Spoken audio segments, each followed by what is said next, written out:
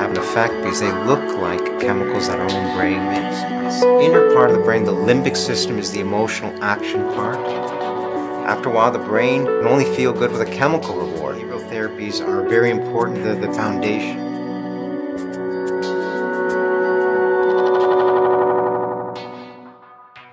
So addiction happens because those brain reward circuits have been hijacked.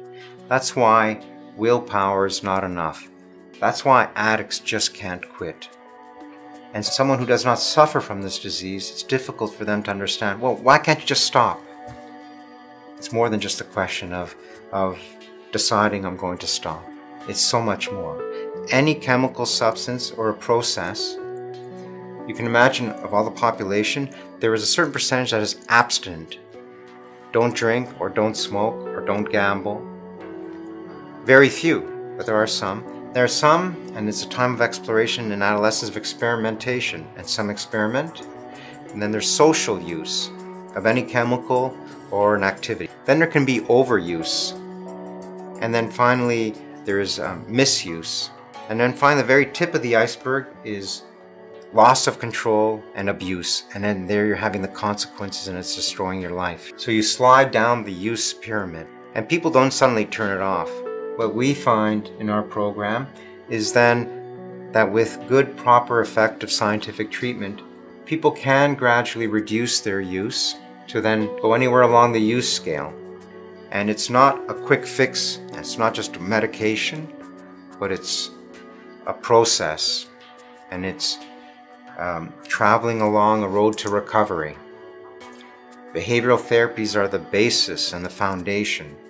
Medications don't replace it, they just help to get a head start. And it's not about methadone or Suboxone, really.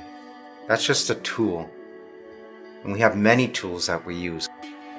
Often many people try to recover with just the psychological, behavioral treatments, and they feel like failures because they relapse after going back home. And that's because the biological health hasn't been given a chance to stabilize. At the same time, you may see many people on medication. They're not in opiate withdrawal, but they're not in recovery. And that's what gives medication a bad name too.